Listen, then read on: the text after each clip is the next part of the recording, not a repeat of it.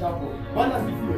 Na alipoigusa hiyo pindo, Yesu pia alisikia ndani yake kuna kitu imefanyika, akasikia ndani yake kuna nguvu zimeisha, akasikia ndani yake hali iko sawa.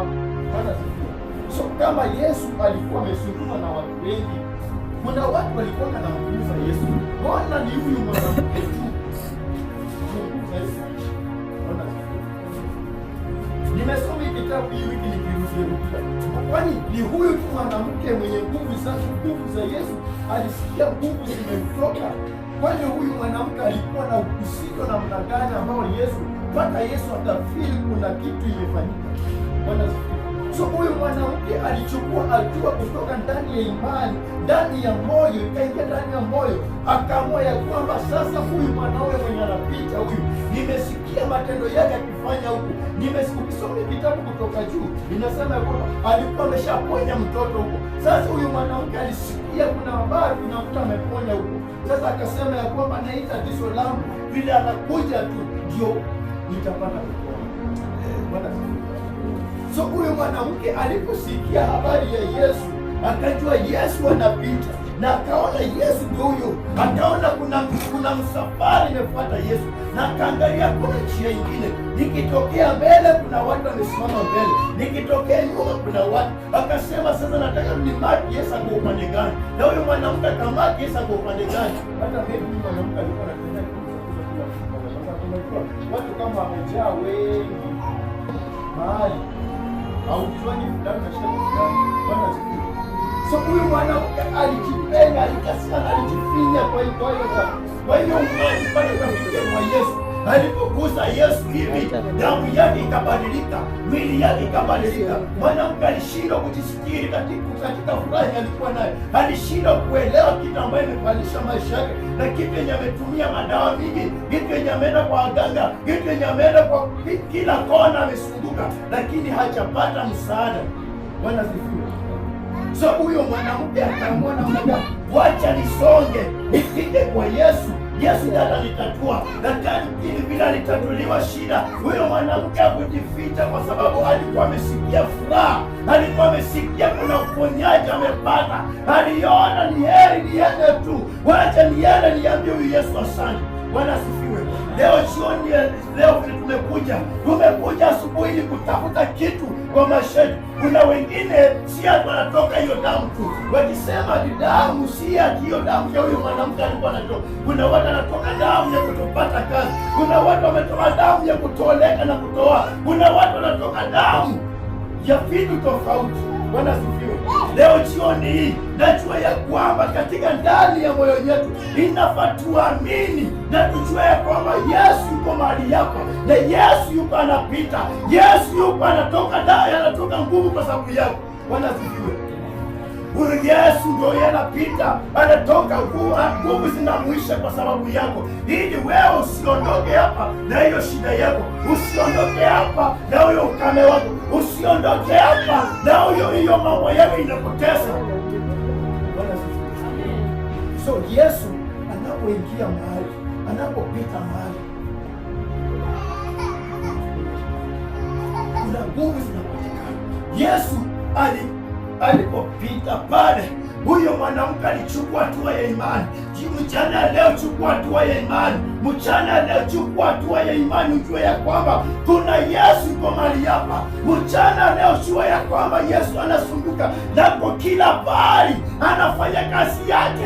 Chukua hatua ya imani, vile huyo mama alichukua, akasema lazima nikuze pindo lake, hata ikuwe nini, lazima nikuze pindo yake, hata kama nini, lazima maskini niondoke, lazima kulala nikiona nikifukuzwa iniondoke, lazima kulala nikinyongwa iniondoke. Bwana asifiwe. So huyo mama ni wewe hivi, huyo mama yuko sasa hivi, ni wewe ndio uko na Yesu yuko kwa sababu yako, kwa sababu yeye ndiye mwanzo, yeye ndiye mwisho, yeye ndio kila kitu. Alikuwa mwanzo na bado yuko. Yule mama sia yuko sasa hivi, wewe ndiye yuko. Chukua hatua ya imani ndani ya moyo wako, uamini ya kwamba Yesu anapita mahali hapa, uamini ya kwamba kuna nguvu za Yesu mahali hapa. Nikikuza pindo la Yesu, nikikuza hifadhi lake tu, nitapata uponyaji. Sitatoka hapa nikiwa vile nimekuja, sitatoka hapa nikienda kulala njaa, sitatoka hapa nifungiwe nyumba, sitatoka hapa nikosane kuna boss, sitatoka hapa nikataliwe, bali chukua hatua ya imani. Mchana leo unapotoka hapa, usitoke hapa na shida zako, usitoke hapa na ugonjwa wako, usitoke hapa na kukataliwa. Amen. Wanasifiwe. Chukua hatua ya imani. Unapochukua hatua ya imani,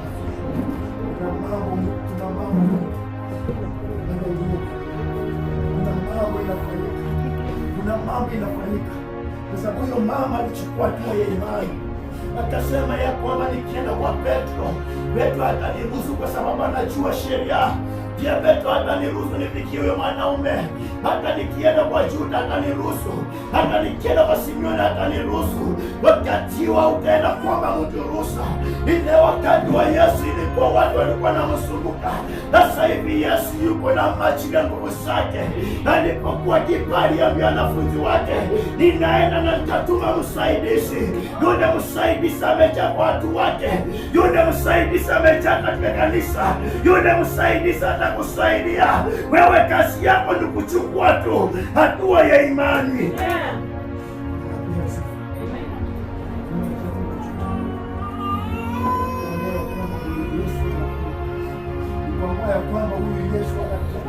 Kama aliponya Bartimayo akapata kuona, kama alifufua Lazaro, kama aliponya huyu mama, kama aliponya yule mgonjwa birikani, kama alitembea juu ya maji, hii ni kitu gani kitakacho kushinda?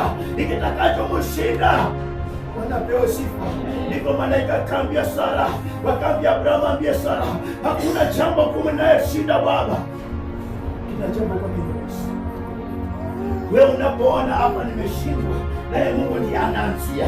Unapompatia tu mambo yako tu, unaposhift mambo yako kwake, unaposema tu akili zangu sitaweza, hapa hii jambo nimelishinda, hapa lazima uingilie. Ndivyo Mungu anavyokuja, anaingia ndani yako. Sasa anaanza kufanya kazi, anaanza kufanya njia. Wewe kazi yako ni kuamini ya kwamba Yesu yuko na anapita, Yesu yuko na anapita. Wewe uchukua hatua ya imani, uchukua hatua ya imani, uingie hata kwa nyumba kwa maombi, ujue ya kwamba vile anapita, asipita akiniacha nikiwa hivi. Lazima nikimbilie vazi lake, lazima nikimbilie vazi lake, na Yesu asituke na asituke, apate nguvu zake zimepunguka. Nimepunguka kwa sababu kuna mama mwana amelia, kuna kijana mwana amelia, kuna kijana kwa hivyo life analia, kuna mama kwa hivyo life analia, kuna msema alia panalia, kuna mwenye manga ikanalia. Hizo ndio nguvu za Yesu imetoka. Hii kwa sababu kijana hivyo life apate uponyaji, mama hivyo life apate uponyaji, apate kufunguliwa katika nyumba yake, apate kufunguliwa katika kazi yake, apate promotion.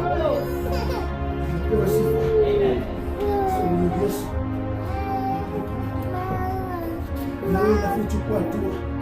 Yesu atakuja kuchukulia hatua. Yesu alikuja tu